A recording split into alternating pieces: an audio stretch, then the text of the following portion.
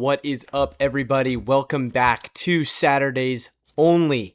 Today, we have a very special episode. This is just going to be a big-time news breakdown of everything that has been going on in the college sports world with LSU involved. The past 3 days have been absolutely bonkers as an LSU fan, let alone the past week. You know, we've had not only the Jaden Daniels situation go down with the number 5, but we've also had Junior Tuihalamaka commit. We've had Zxavian Harris commit. We've had Dae'Quan Wright commit. We've had all these SEC rulings go down. We've had RJ Lewis, a Big East Player of the Year commit. We've had all these insane news of TROs, eligibility rules, everything going down. And that is why I'm here today, to break all that down for you, the fan. I am the nerd. You're probably a nerd too if you're watching this video, and that is a good thing here. There's so much to unpack here, and I'm excited for a really long, nice episode today. So, just a quick breakdown of what we're going over today. We're reacting to the SEC rulings. We're reacting to the news, everything that has gone down in the world of college sports surrounding the 5-for-5 rule, the 5th year of eligibility, and then former NFL players coming back to college football, and even players who graduated already to return. And all the possibilities and news around this. What exactly does it mean? What are the possibilities of these players that have committed to LSU?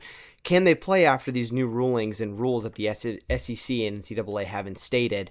And then also some awesome news. Number 7 and number 18 were awarded to 3 players. I'm so excited to get in today's episode. But before we do, just please drop a like, subscribe, comment. I love answering you guys' comments, any concerns, anything you have on your mind, anything to digest. Last video, we had 8 Notre Dame fans in the comments, and it was pretty awesome to just get their take on Junior Tuihalamaka committing to LSU. But seriously, LSU fans, whatever fans are out there, Ole Miss fans, if you're in there, that'd be sick. But seriously, I want to hear you guys' reaction and your, how you're digesting everything going on. So, got the sheet today. First and foremost, LSU committed, or got 2 guys to commit out of the portal. 2 players that had played or had practiced in the NFL and had gone through the draft process, and both players from Ole Miss, coincidentally. First is Dae'Quan Wright. So the big news story out of Dae'Quan Wright is this guy suited up for preseason games. He played, and he was a part of the Cleveland Browns roster, right? This dude is an absolute unit and a great player for Ole Miss when he was a college player. Y'all remember that catch he had in 4th down, the ballsy play that Lane Kiffin made to end and seal the Ole Miss game from last year, the Magnolia Bowl that they walked away with the win. And Dae'Quan Wright was a big part of that game. He's 6'4", 255 pounds. And last year, he was a second-team All-SEC tight end. He played 15 games, had 39 receptions, 635 yards. And he also had 16.3 yards per reception, which is pretty nice for a tight end. Usually tight ends are dink and dunk guys, but this guy was a vertical threat. And he also had 5 touchdowns, let alone, this guy in 2 seasons had 1,000 yards and almost 10 touchdowns. And a lot of people are like, well, LSU fans, how do you feel about, you don't need, you have Trey'Dez Green, the best tight end in college football. As an LSU fan, your perspective on Trey'Dez Green is he's a slot. He's a receiver. The guy's a vertical threat. He's not the best blocker, especially in the run and in the pass, but he is the best pass catcher on our team by millions of yards. He has problems with his hands, but we are, a little thin in the tight end room, hence why Lane Kiffin decided to go after Dae'Quan Wright. It just makes sense. He's a big body tight end. The bigger story isn't even with football. It's about the legal battle that is currently going on with LSU, with Dae'Quan Wright, with the SEC, with the NCAA, with the NFL. It is just bonkers how, you would have told me 2 years ago, oh yeah, LSU is going to have 2 NFL players commit to play for y'all. I'm like, what? And Lane Kiffin, oh yeah, also Lane Kiffin's your head coach. We're in a crazy world right now. And along with that, we had Zxavian Harris, a 6'8", 330-pound defensive tackle who played for Ole Miss last season. And in 2025, he had 58 tackles, 9 tackles for loss, 3 sacks, 1 interception, and 3 pass breakups. He was batting down balls. The dude's 6'8", 330 pounds. He is a space eater. Hands are huge, arms are huge, just a weapon of mass destruction on the defensive line. You know, and it's just really interesting because when you look at our depth chart and we look at, okay, who's running with the ones in fall practice, it's been Richie Anderson and Deuce Gerald's. Really, really interesting stuff, especially when you have guys like Big Don McKinley. You know, you have Braelin Green, you have Malik Blockton, these guys that you brought in the portal, and true freshmen on starting on the defensive line. Now, that could mean one of two things. That could either mean, hey, these freshmen are beasts. I mean, I've heard great things myself out of Deuce Gerald's. He's, already bringing comparisons of Aaron Donald for his explosiveness on the defensive line. And Richie Anderson's just a freak of nature. I mean, the dude's massive and he moves like so well. I mean, that could mean that these freshmen are legit and they're truly beating out these guys. Or that means, on the other hand, that our defensive line room is really thin. And our defensive line room is not impressing the coaches all that much. And they're like, hey, we're going to have to use these freshmen. We're going to have to really rotate through these guys, which isn't the best thing for our run game. We do not want to end up, with a really, really bad run defense. And you can see in practice that, a lot of running backs have been performing very well, especially in the inside.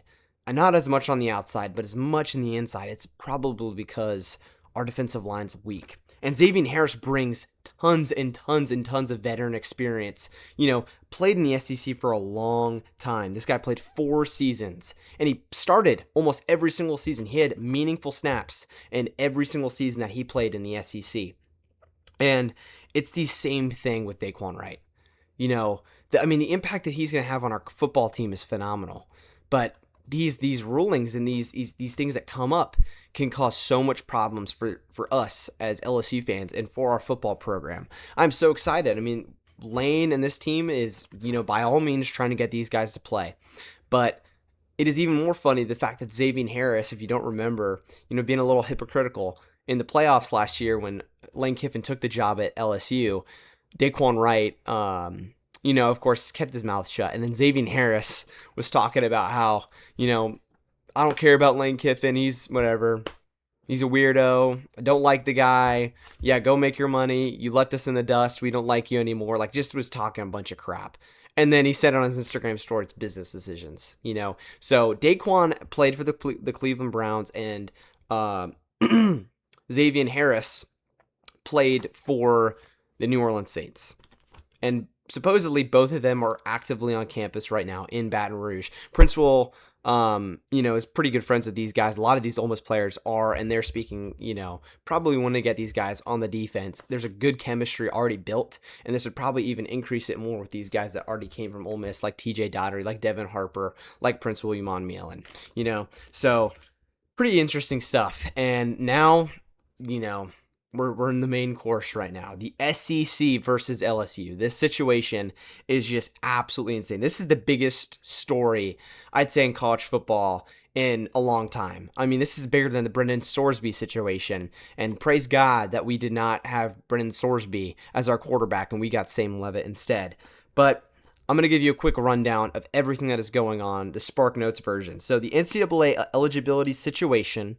So if you didn't hear, they now changed the rules with there's no more red shirts, there's no more COVID years and injury years and anything like that. You have 5 years to play 5 seasons of college football. That's it. 5 years.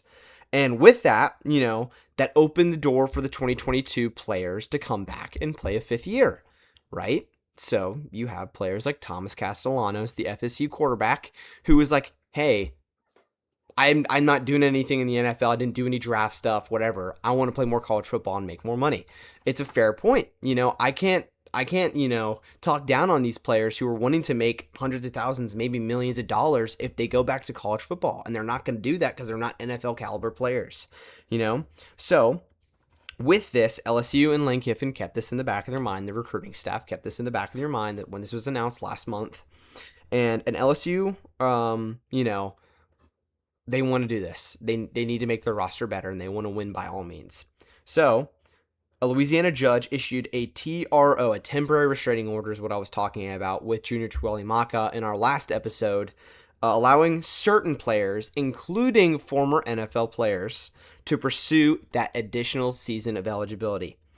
LSU then took advantage of it. Lane Kiffin was like, let's go. Let's see if we can get these guys to join our team.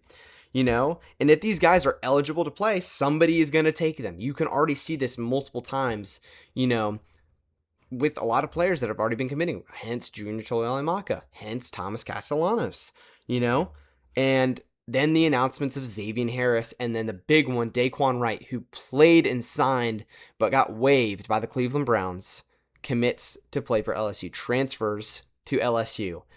And while that was going on, the Big Ten passed a rule that no professional player who, either went to the draft without withdrawing, practiced or signed or did a E10 deal, or someone who, suited up or anything professional sports-wise, NBA, NFL, they cannot step foot and play college football anymore. That is just how it is, And so the SEC voted 15-0 or 16-0 to prohibit professional athletes from returning to the SEC, So that affects some pretty big players. That affects Dae'Quan Wright. That affects Zxavian Harris. And probably the biggest one out of all of them, in my opinion, is RJ Lewis, the former Red Storm Big East Player of the Year, who committed and just won his injunction in court so he could play another year.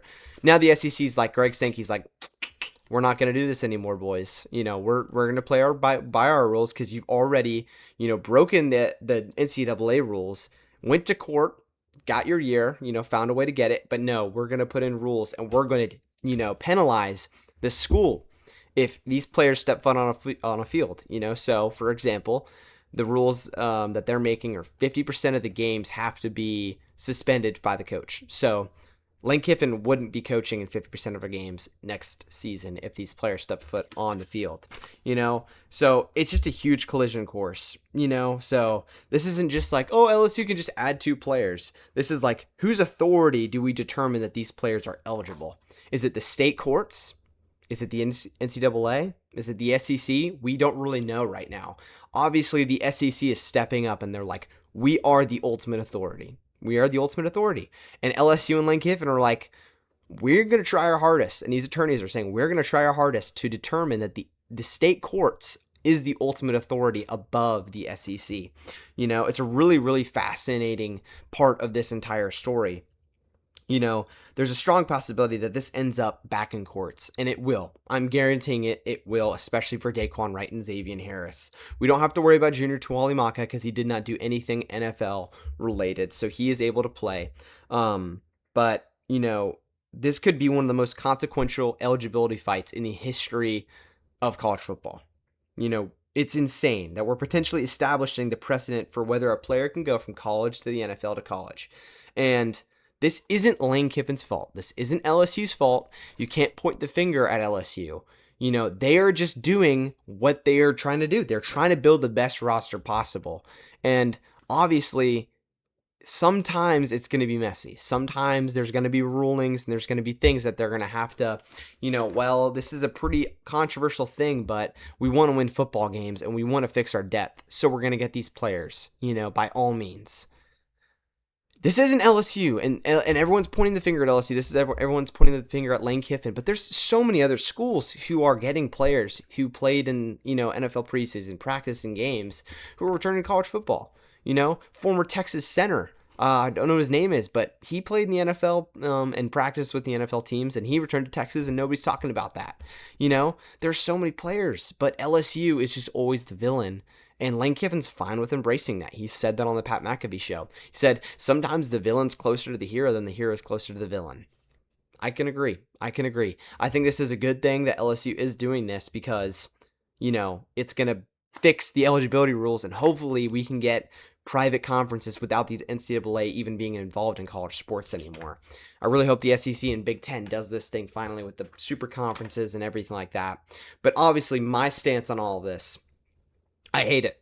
I don't want anything like this to happen, I don't want any more NFL players going to college football. I just don't. It's just not, humane. It's not natural. And I want to be on a level playing field. I'll be watching guys who aren't ex-professional athletes. I don't want to watch the amateur league. That's what college football and college sports is. And I don't want, a bunch of people, and I see a lot of guys on social media who are taking shots at LSU.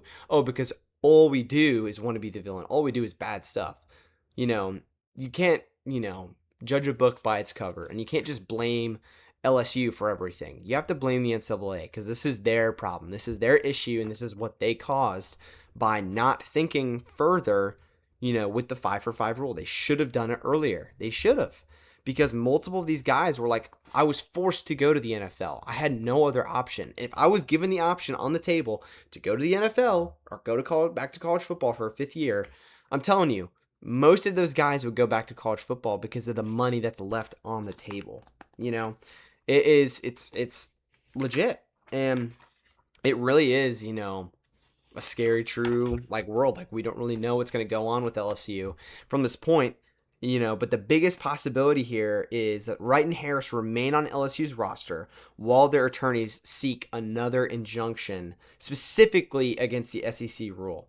It really has to be if the SEC, is under the state courts. Because if they're under the state courts, by all means, Wright and Harris can get another year of eligibility and step foot on the field without LSU being penalized. But we're going to see how this plays out. I couldn't tell you what I think is going to happen. All I know is that I know they're going back to court. I know that they're going to try and get another injunction. I just don't know if the SEC and the state court rulings is going to allow this at the end of the day. So, none of this is guaranteed. The SEC is explicitly empowered to Commissioner Greg Sankey. And he has made his voice clear. He does not want NFL and ex-professional athletes to step foot back on the college field. So, past all this, just a bunch of crazy, crazy stuff, but some actually good news that isn't controversial or, mind-boggling or causes you to have migraines every single you read an article. The legendary number 17 and number 18 have been awarded to 3 players. This is awesome. First and foremost, the big boy on campus, Trey'Dez Green, has been awarded the number 7. I am so excited to see this guy wear number 7. If you don't know who Trey'Dez Green is, you might want to look him up. Pretty surprised that you don't know who he is. He's a 6'7", 230-pound tight end. He is an absolute monster. He set the all-time single-season touchdowns record for a tight end for LSU last season with 7 touchdowns. His stats last year, he had 433 yards, 33 receptions, 7 touchdowns. He is an absolute red zone threat.